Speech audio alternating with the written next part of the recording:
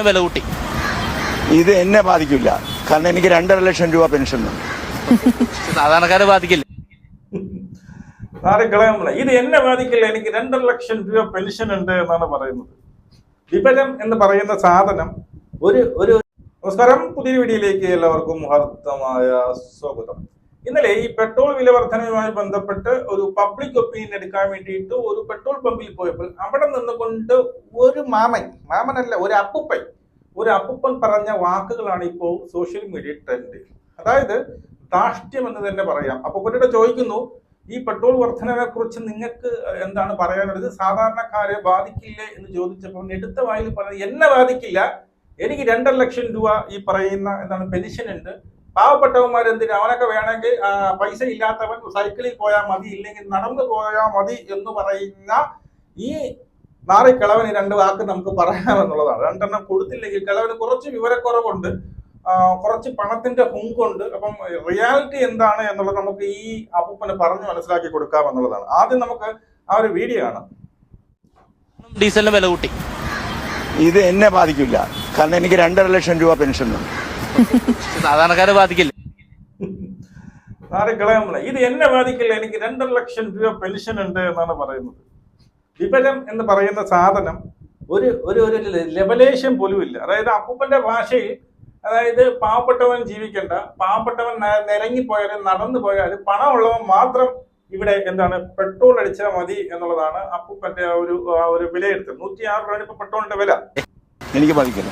സാധാരണക്കാരെ എങ്ങനെ ബാധിക്കാൻ? അവർ കാറിൽ പോകണ്ട, സൈക്കിളിൽ പോകണം. അപ്പൊ ഈ പെട്രോളിന്റെ പോകാൻ യോഗ്യത ഉള്ളവൻ എന്നെ പോലെ ഉണ്ടാക്കിയെടുക്കും.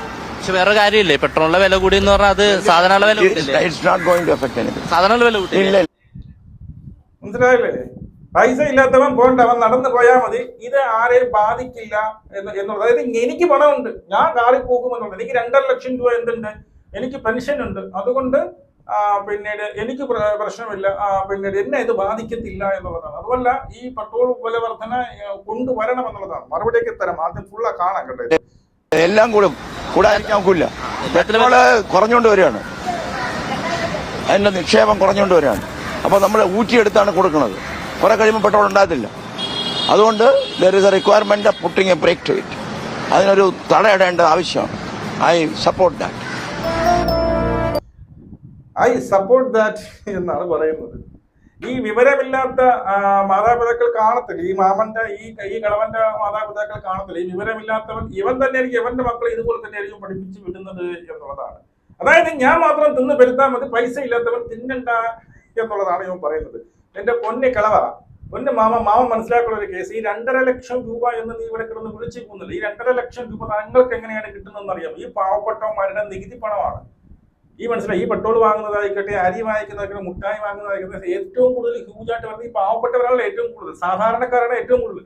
അവരുടെ നികുതി പണം എടുത്താണ് താങ്കൾ പെൻഷൻ വാങ്ങുന്നത് എന്നുള്ള ബോധ്യം താങ്കൾക്കുണ്ടോ എന്നുള്ളതാണ്. ഇനി അതവിടെ ഇരിക്കട്ടെ. ഇനി പെട്രോൾ വില വർദ്ധിച്ചു, എനിക്ക് എന്നെ ബാധിക്കത്തില്ല എന്ന് പറഞ്ഞ് പെട്രോൾ വില വർദ്ധിച്ചു കഴിഞ്ഞാൽ ഈ പറയുന്ന ഈ ഒരു സംഭവത്തിന് മാത്രമല്ല, പെട്രോൾ വില വർദ്ധിക്കുമ്പോൾ എന്ത് ചെയ്യും? ലോറികളുണ്ടല്ലോ, ലോറികളുടെ പിന്നീട് റേറ്റ് കൂടും. ലോറികളൊക്കെയാണെങ്കിൽ ആഹാര സാധനങ്ങൾ വരുന്ന പച്ചക്കറി ആവട്ടെ, പഞ്ചസാര ആവട്ടെ, അരി ആവട്ടെ, എല്ലാത്തിന്റെയും റേറ്റ് കൂടും. അങ്ങനെ വരുമ്പോൾ എന്ത് ചെയ്യും? ലോറികൾ ഈ പറയുന്ന എന്താണ് അവരുടെ ചാർജ് കൂട്ടുമ്പോൾ ഈ പറയുന്ന പച്ചക്കറി ഉൾപ്പെടെയുള്ള ചെറിയ സാധനങ്ങൾക്കും വില കൂടും എന്നുള്ളൊരു തിരിച്ചറിവ് മാമൻ ഉണ്ടാവണം എന്നുള്ളതാണ്. ഇനി മാമൻ പറഞ്ഞ 2.5 ലക്ഷം രൂപ എനിക്ക് പിന്നെ പെൻഷൻ ഉണ്ട്, അതുകൊണ്ട് എനിക്കിതൊന്നും അറിയണ്ട എന്ന് പറഞ്ഞാൽ നമ്മ എവിടെയെങ്കിലും വീണ് ചോര ഒലിച്ച് കിടക്കുമ്പോഴേ, റോട്ടിൽ വീണ് ചോര ഒലിച്ച് കിടക്കുമ്പോൾ 2.5 ലക്ഷം ഉള്ള ആരെങ്കിലും ഉണ്ടാ എന്ന് പറഞ്ഞിട്ട് മറ്റേ കാക്കയെ നോക്കിക്കൊണ്ടിരുന്ന മാമന്റെ 16 അടിയന്തരം നടത്താനേ പറ്റത്തുള്ളൂ എന്നുള്ളതാണ്. അപ്പോ താങ്കൾക്ക്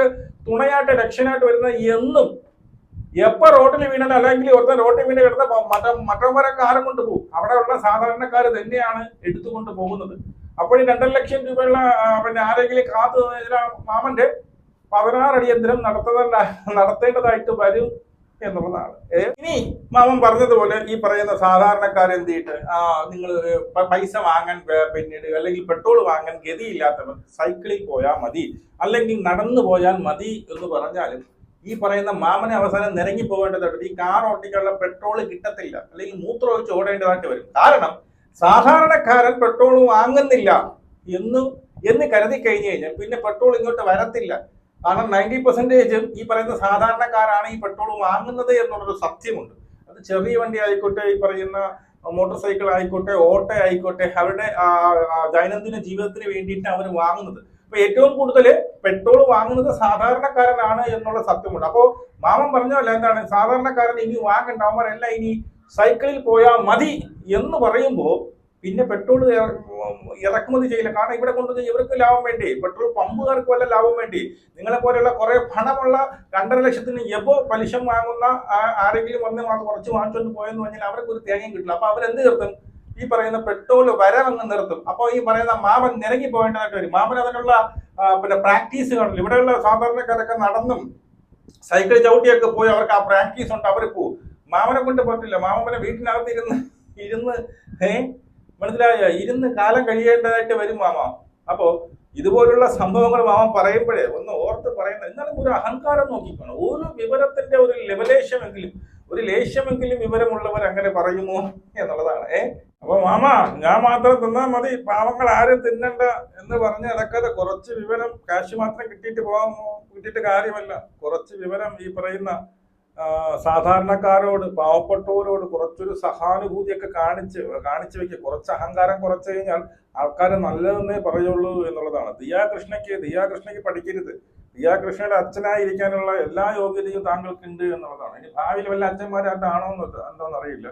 ഇനി അവർ ദിയ പറഞ്ഞിട്ടുണ്ട്, ഈ പറയും പോലെ റോട്ടിൽ കിടക്കുന്നവരെയൊന്നും എനിക്ക് അച്ഛാന്ന് വിളിക്കാൻ പറ്റില്ല. എങ്കിലും താങ്കളുടെ സ്വഭാവം വെച്ചിട്ട്, താങ്കളുടെ ആ ഒരു രീതിയൊക്കെ വെച്ചിട്ട് എനിക്ക് തോന്നുന്നത് ദിയയുടെ കൃഷ്ണയുടെ അച്ഛനായിട്ടിരിക്കാനുള്ള എല്ലാ യോഗ്യതയും താങ്കൾക്കുണ്ട് എന്നുള്ളതാണ്. എന്ത് ലാഘവത്തോടാണ് പറഞ്ഞത്. എന്നെ ബാധിക്കത്തില്ല, എനിക്ക് 2.5 ലക്ഷം രൂപ പെൻഷൻ ഉണ്ട്, അതുകൊണ്ട് എന്നെ ബാധിക്കത്തില്ല. അങ്ങനെ കാർ ഓട്ടിക്കാൻ ആഗ്രഹമുള്ളവർ പോയി ജോലി ചെയ്ത് പൈസ ഉണ്ടാക്കിയിട്ട് കാർ വാങ്ങണം, അല്ലാത്തവൻ കാർ വാങ്ങണം, അല്ലാത്തവൻ നടന്നു പോയാൽ മതി എന്നാണ് പറയുന്നത്. ഇത്രയും ധാഷ്ട്യം പിടിച്ച ഈ കളവൻ. അപ്പൊ ഇയാളുടെ ചെറുപ്പകാലത്ത് എന്തുമാത്രം ധാഷ്ട്യമായിരിക്കും മറ്റുള്ളവരുടെ കൂടെ വർക്ക് ചെയ്യുന്ന അല്ലെങ്കിൽ ഇവരെ വീട്ടിനടുത്തൊക്കെ താമസിക്കുന്ന പാവപ്പെട്ട ജനങ്ങളോട് ഇങ്ങനെ ഏത് രീതിയിലായിരിക്കും കാണുന്നത്, ഏത് കണ്ണുകൊണ്ടായിരിക്കും കാണുന്നത്. നീയൊക്കെ വെറുക്കപ്പെട്ടവരാണ്, നീയൊക്കെ അതപ്പതിച്ചവരാണ്, നീയൊക്കെ അങ്ങനെ ജീവിച്ചാൽ മതി എന്നുള്ള ഒരു സംഭവമായിരിക്കും എന്നുള്ളത്. പിന്നെ ഇതിനൊക്കെ കിട്ടും എന്നെങ്കിലും, ഞാൻ പറഞ്ഞല്ലോ, എന്തെങ്കിലും റോഡിനകത്ത് എപ്പോഴെങ്കിലും മൂലം കുത്തി വീഴും. ആ സമയത്തൊന്ന് എഴിക്കാനും കൂടി പറ്റാതെ കിടക്കുമ്പോൾ ഇതുപോലെ സൈക്കിളിൽ പോകുന്നത്, ഉന്തുവണ്ടി തള്ളിക്കൊണ്ട് പോകുന്നത് ഏവനെങ്കിലും ഒരുത്തനായിരിക്കും എന്നെ കൊണ്ടുപോയി അവിടെ കൊണ്ട് ഇടുന്നത്. മനസ്സിലായോ? ഇനി അവിടെ വെച്ച് മൂത്രവയ്ക്കാനും കൂടി മുട്ടി എന്ന് എഴിച്ച് സ്വന്തമായിട്ട് പോയി ഒന്ന് മുള്ളാനും കൂടി പറ്റാത്ത സ്ഥിതിക്ക് ഈ പറഞ്ഞതുപോലെ വല്ല നേഴ്സോ, പാവപ്പെട്ട വല്ല നേഴ്സോ അങ്ങനെയുള്ള ഒരു പരിചരിക്കണം. അവര് വന്ന് എടുത്തുകൊണ്ട് പിന്നെ സാധിക്കാൻ വേണ്ടി കൊണ്ടു കൊടുക്കുമോ മനസ്സിലാകും. മനസ്സിലായോ? അതിന് സാധാരണക്കാരുടെ പണം അവിടെ ഇരിക്കേ ഉള്ളൂ എന്ന് മനസ്സിലാവും. അപ്പോ ഈ അഹങ്കാരമൊക്കെ മാറ്റി വലിയ ഈ 2.5 ലക്ഷം എന്ന് പറഞ്ഞാൽ വലിയ ഹ്യൂജ് എമൗണ്ട് ഒന്നും വിചാരിക്കരുത്. 2.5 ലക്ഷം എന്ന് വെച്ച് കഴിഞ്ഞാൽ മറ്റേന്നുള്ളത് അതൊക്കെ തീരാൻ വേണ്ടിയിട്ട്, അതൊക്കെ പോകാൻ വേണ്ടിയിട്ട് ഒരു നിമിഷം മതി. ഈ അഹങ്കാരമൊക്കെ തീരാൻ വേണ്ടിയിട്ട് ഒരു നിമിഷം മതി എന്നുള്ളത്. ഇപ്പൊ സോഷ്യൽ മീഡിയ നോക്കി ഇപ്പൊ അഹങ്കാരങ്ങളെ ഉള്ളടേ. ഒരാൾ നേരെ വന്ന് ചോദിക്കുന്നത്, ഈ പറഞ്ഞതല്ലേ പെട്രോളിന് വില കൂടി, അതിൽ പാവങ്ങളെ അല്ലെങ്കിൽ സാധാരണക്കാരെ ബാധിക്കില്ല എന്ന് ചോദിക്കുമ്പോൾ ഇങ്ങനെ എടുത്തടിച്ചിൽ പറഞ്ഞാൽ എന്നെ ബാധിക്കില്ല, എന്റെ പണമുണ്ട്, വല്ലാത്തവൻ ഓടണ്ട, ഇനിയും കൂട്ടട്ടെ, ഞാൻ സൗഹൃദം ചെയ്യുന്നു എന്ന് പറയട്ടെ, ഇനി ഇതുപോലെ പെട്രോൾ വർധന ചെയ്യട്ടെ, എല്ലാത്തിനും വില കൂട്ടട്ടെ എന്ന് പറയുന്ന ആ തരത്തിലുള്ള ഒരു ബുദ്ധിയോ ഒരു വിവേകമോ കുറെ അഹങ്കാരം മാത്രം കുത്തി നടത്തി ഇതുപോലുള്ള വൃത്തികെട്ട തീട്ടങ്ങൾ ഇതിനകത്ത് കാണും. ഇവർക്കൊക്കെയുള്ള മറുപടികൾ ഈ പറഞ്ഞതല്ല വരും കാലങ്ങളിൽ കൊടുക്കാം. ഈ പറയുന്ന ജനം തന്നെ അല്ലെങ്കിൽ ദൈവം തന്നെ കൊടുത്തുകൊള്ളുമെന്ന് പറഞ്ഞുകൊണ്ട് നിങ്ങളുടെ അഭിപ്രായം മസ്റ്റേ കമന്റ് കൊടുക്കണം. ശേഷം